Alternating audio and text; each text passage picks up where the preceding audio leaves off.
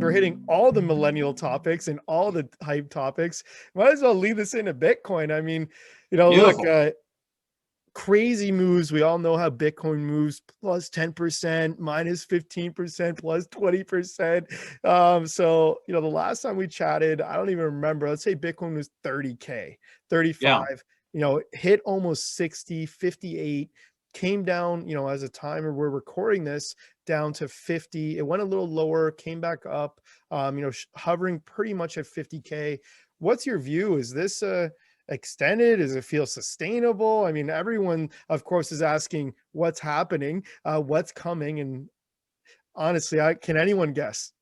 No. So yeah, listen, my guess is as good as yours, Jason. It's as good as the guy next door.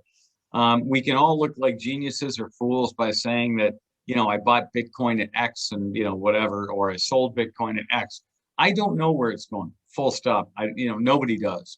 But what I can tell you from my experience in asset classes that just blow up like this, it doesn't end well. And I use that phrase a lot. I used it with the GameStop, when I did my thing on that, a few weeks back, and the stock was at $400 at the time. And I just said to everybody, look, there's obviously a problem here. And if you can't see it and understand it, I said, buyer beware. And, look where it is today, $40 or $30, whatever it is. It's going back to $5. It will. I mean, there's no reason for it At the to end of the be at day, 40. it's a failing company. And I think, Yeah, totally. And it'll go back to where it came from and probably lower. And, Bitcoin, who knows? It could go to $100,000 tomorrow as easily as it could go back down to 20. So I don't know, but it does feel very bubblicious to me. I hear far too many people talking about it now. It's back to the old shoe shine guy or the cab driver telling me, hey, you invested in Bitcoin. I'm like, huh? He's like, yeah, my friends and I and my mother, I got her involved. She took out a well, mortgage. perfect I'm kind of like, oh my thing. God. Bitcoin's one thing. What I'm starting to see, and what I always thought was the 2017 kind of red flag, is when people started talking to you about other coins. Now, Ethereum's a staple. Fine, we'll throw that with Bitcoin.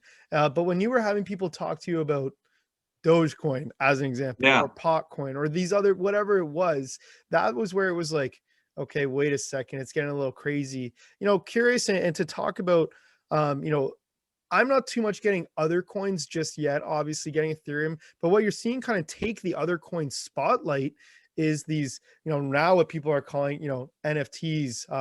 So obviously people are buying, artwork or this or that. And you have, Yeah. kind of NBA Top Shot is the biggest star for it. I mean, whether they call themselves an NFT or not, I mean, that's what it is, really. You're buying Yeah. these kind of digital assets, limited, whatever. What's kind of your take? To me, that sector is kind of scary in some cases. You have Logan Paul putting his face on a digital card and raising $3 million in a few hours. To me, that's a little crazy, but I'm curious what your Totally. little views are.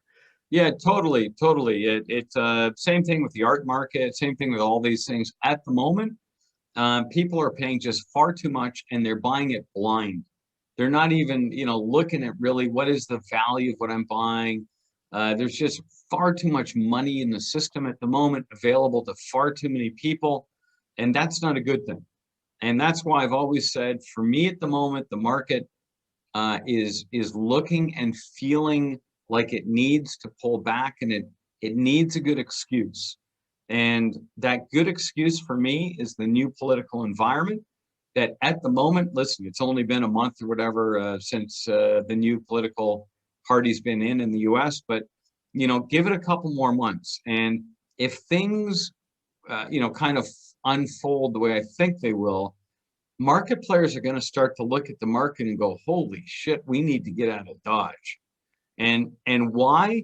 Because so many of the things that are being spoken about, or some of the, potential executive orders that are being spoken about, or some of the people being put in place in the political environment are just, I can't stress enough, it is not pro-capitalism nor pro-market. And anyone that thinks it is friggin' out to lunch.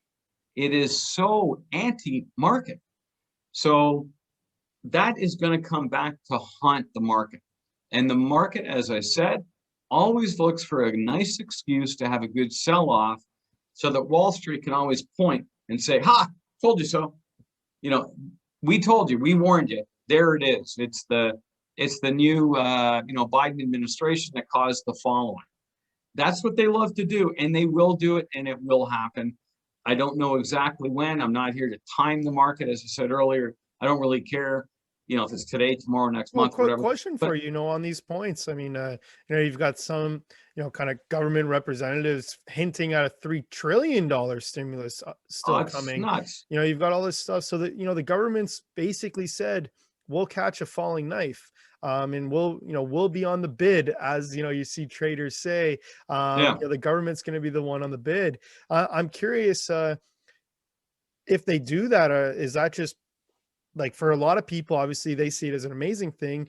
It really just delays, things a few more months, or a year, or Totally. whatever. Totally. Would you look at, maybe that event as a big decision maker of, hey, if that's what's happening, okay, being in the markets for a few months or longer makes sense.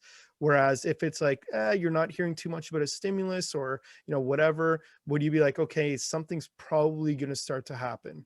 What's kind of your, turn of a switch? Okay, this event makes me, probably want to pull out a little bit, or For me, Jason, it is one of the big ones that has yet to be kind of executed, is the upcoming tax increases that will either be buried in executive orders that the average person just won't see.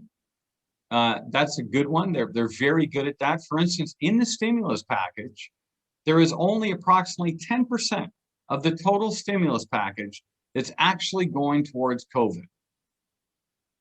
Like, the other 90% is going to bail out the states like New York, California, places like that. So, what's that got to do with COVID and the people that are truly out there hurting? Absolutely nothing. Typical political BS. But what's going to really come out is when Biden announces capital gains tax, boom, going up by 10%, or, boom, death tax, boom, going up to this. That is going to rattle the market. And Wall Street will sit there and say, holy shit, I didn't think he would do this. I talked to him privately and he said he would never do that.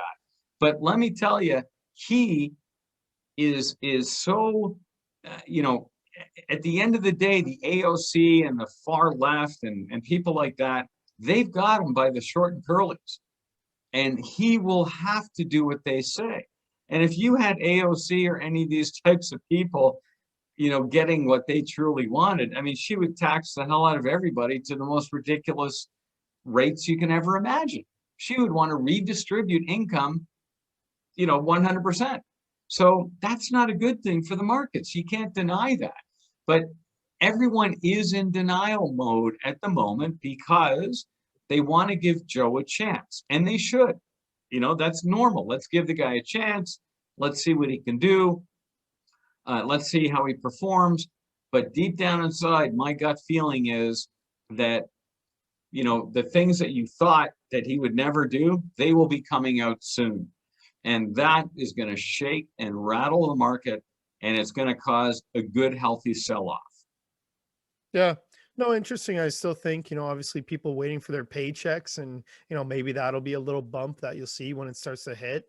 But no, I agree with you. I think these tax decisions, and, really looking at the voting, is very important for those. I think, yeah, a lot of people are saying, yes, it was proposed in, of course, the running, but will it pass the Senate, or will they have, their own kind of Democrats vote against it? A lot of people feel like that would happen. So I agree with you. I think that's something to look at. I think stimulus is something to look at. There's some very serious upcoming fiscal policy to pay attention to, in terms of, Totally. where's the market going in the next, 3, 6, 12 months. Totally.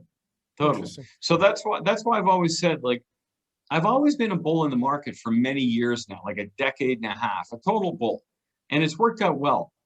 But I also, in my heart, I can feel that at the moment, in this new environment and the things that we get subjected to, what you listen to and where the country wants to head. When I say the country, I mean the US. I mean, I'm in Africa. But, when I hear where the US is heading, And it seems like there's no stopping it because you got the control of the government in the hands of the Biden government.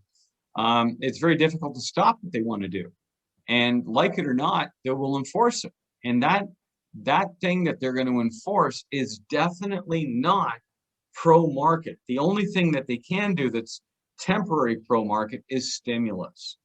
Here's a bunch of money, let's create a bunch of money. Here you go. Hey, you can love us even more. Vote for us next time. Here's 10,000 bucks. Like, okay, yeah, whatever.